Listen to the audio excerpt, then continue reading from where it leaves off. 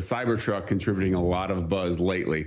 So we're seeing, strong uptick in mentions on a year-over-year basis, just a slight uptick actually, but it's starting to move very strong. And then when we get to the web visits, it's very strong. It's about 62% on a year-over-year basis. So that's Elon Musk visiting Israel.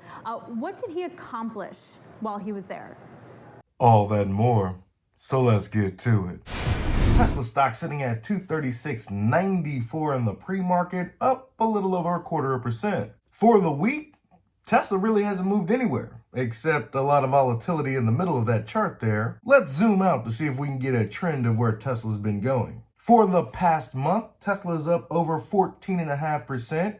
The 3-month, however, is still down. Lots of volatility in the middle, but down a little over 2.25%. Year to date, though, Tesla has about 100% gains. Many analysts in the news media think that Tesla will break one way or the other. With the Cybertruck looming around the corner, Thursday, 2 p.m. Central Time to be exact, high noon, it will be the long-anticipated Cyber Thursday, where these magnificent beasts will be released to the public.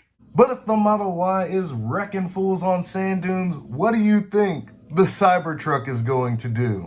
So we're talking Tesla, one of your favorites, and yours and Andy's favorite, rebounding about 17-18% so far this month. It's had a good run, but it was disappointing earnings last quarter. You guys seeing any data out there that kind of justifies this move back higher?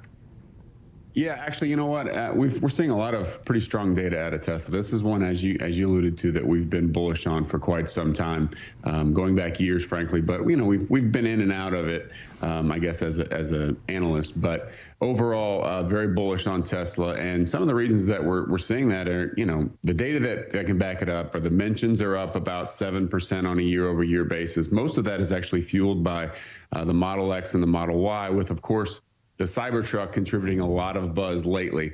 So we're seeing, strong uptick in mentions on a year-over-year basis, just a slight uptick actually, but it's starting to move very strong. And then when we get to the web visits, it's very strong. It's about 62% on a year-over-year basis. So, damn, web visits up 62% year-over-year. Teslas are at the lowest price point that they've ever been. And honestly, that's a good thing. As production increases, hopefully these prices can be maintained here. But with 62% year-over-year eyeballs on the website, don't tell me Tesla's going to have a demand problem. And should the demand increase dramatically, exceeding their ability to produce, guess what's going to happen to the prices? You better get your Teslas now, people. A lot more interest on Tesla.com. Obviously, that's where you would go before you buy. You're thinking about buying, you're checking it out. And I think a lot of that has to do with not only the buzz and the quality of the vehicles, but also the price. I mean, they have decreased the price by about 25% on a year-over-year basis, where almost every other car manufacturer is up on a year-over-year basis. Everything is getting more expensive in the U.S. except for Tesla cars. And so, you can have a pretty good debate on what that means about the company. Are they in trouble? They can't sell them, therefore they've got to cut the price, or are they trying to scale to very high levels and get compete with much cheaper cars? And this is very bullish for the automaker. So let me go ahead and clarify this if you're confused. Tesla will produce 1.8 approximately just for the year of 2023. That's small potatoes when you're looking at Toyota, Ford, GM, name your auto manufacturer, right? If Tesla was cutting prices and they were already producing 6 million, 8 million, 10 million vehicles, I'd be like, oh, maybe these things aren't as hot as you think. But they're only producing 2 million roughly. While every other car manufacturer's prices are going up, EV competition trying to keep pace with the Model Y, Model 3, Model S, Model X, and soon to be the Cybertruck. Unlike those other vehicle manufacturers, Tesla intends to grow about 50% year over year. What's 50% of 2 million? Tesla plans to build around 3 million vehicles alone in 2024. That kind of growth rate, unheard of in the automotive industry since, about a century ago. And these aren't your granddad's automobiles. These are brand new technological marvels that we're releasing onto the streets today. I would call it an iPhone on wheels, but damn, my car seems to perform better than my iPhone. As Tesla continues to grow their production, hopefully they'll be able to stay ahead of that exponential growth curve of people being able to afford these Teslas. With them dramatically lowering the prices though, the total addressable market is being exposed. Why not go electric? Better yet, why not go Tesla? In many areas of the United States, it's a no-brainer. You need a Model 3. You need a Model Y. That's the best vehicle, pound for pound, dollar for dollar. Tough to really, to weigh in on that. I think it's a little bit of both, frankly. I mean, if they had the pricing power to keep them up, they would. Maybe they don't have as much, but it could be a factor of so much increased production that they've got to move these somehow, and they're getting out there and now they're competing with really cheap cars like a Corolla. I mean, this is something that you wouldn't think of 3 or 4 years ago. And so you can see that the Model X, the Model Y are definitely leading the way when it comes to year-over-year growth. We'll have the Cybertruck in there next year on a year-over-year basis. I think they've got their first 10 that are going to be delivered on Thursday of this week, and then they're going to ramp up production over the next year or two to about 5,000 units per week. So they're moving, and I haven't seen one in the wild yet. I'm looking forward to seeing one soon. Down here in South Florida, I'm sure I'll see a couple, but I can't wait to see what these things actually look like in person. And, I'm sure we'll talk about it, but it doesn't look like a truck to me. But, I'm a truck guy, but I still think it's interesting. I'd never own one, but I definitely want to see one. I don't expect many truck guys to really want this truck. I mean, you've been dealing with the pinnacle of innovation for gas pickups for, I don't know, your entire life. It's going to take some time for truck guys to find the Cybertruck appealing. But I have a feeling over time there will be a huge section of truck guys that will be converted to the Cybertruck's ability alone.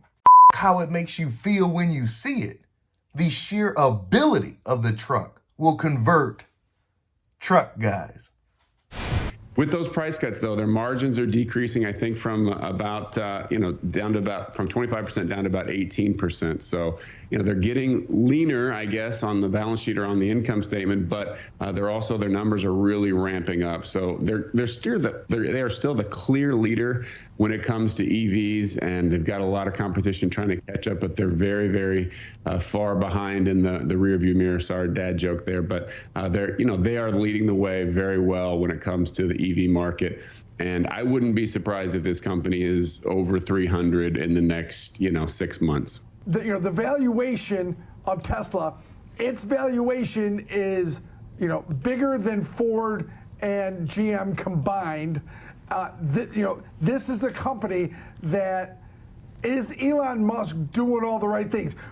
That's the big question. Is he cutting prices to bury the competition, or is he cutting prices because he has? By the way, the numbers, Tesla, gross profit margin 17.89, so you were close at 18%. Ford 14.24, GM 12.1, Toyota still 20.7. Are those margin numbers for battery electric vehicles, the thing that's going to supplant internal combustion engines and hybrids? Tell me what their margins are for this next powertrain that's going to eradicate what they're currently doing. When it comes to the competition, my mind goes to a simple phrase.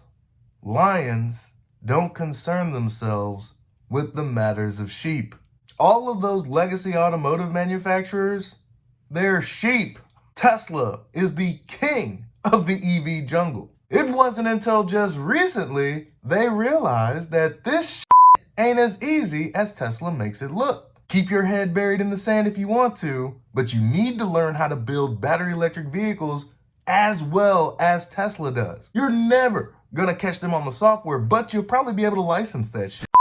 So it's going to get interesting here, but competition is the word that should scare Tesla stockholders, Landon. I agree, but I mean, here's a little thought exercise. If I was going to tell you that one of the major auto manufacturers, including Tesla, was going to 5x over the next 10 years, who would you bet on? Yes. I mean, GM, Ford, they've had their opportunity to 5X. Tesla has shown that they can grow tremendously. And so this is a growth stock as much as it is a car manufacturing stock. I mean, they've shown significant insight with innovation. They've done a great job of just becoming a leader in so many different ways. And the fact that this drastic price cut now puts them basically in line with the competition, still on the high side when it comes to margins, is, I think, it's another sign that they were very high to begin with, but now they're coming in, and I think they're taking their competition out at the knees, frankly. The price parity is unbelievable. When you look out, you can go get a Model 3 for $28,000. That's unbelievable. 5 years ago, the first, what was it, the S? I think they were like 120,000. It was a dream car. It was an exotic car, and now its little brother, the Model 3, which doesn't, obviously it's not the same, but still it's a Tesla, and there's a lot of cachet that goes along with that. 28,000 is a very low number for that car. Plus, they've got the supercharger network that they're absolutely dominating. They've shown that they're the ones that can execute that better than anyone, and their competition is moving over into that category. And they seem to always have this new product buzz. I know that, for a while there it was the Model 3, and now it's the Cybertruck. The Model Y is taking off like crazy. So for a company with only, a handful of models, they're really doing a great job of getting consumers interested. I mean, just compare how many models they have to Ford, GM, and the rest. It's striking difference. Yeah, Landon, when you look at this, you mentioned the supercharger network. I kind of wanted to explore that a little bit, because I think what people forget about is all the data that Tesla has. They do their software upgrades over air. If there's something wrong or they need to update it, they'll do it over air. But at the same time, if full self-driving becomes a thing, they've got more data than anybody. Is this going to be like the supercharger network, where Ford and GM already said they're going to use that? So they're going to be a licensing company pretty soon if that becomes reality, right? And that's probably where the margins are going to be the biggest, right?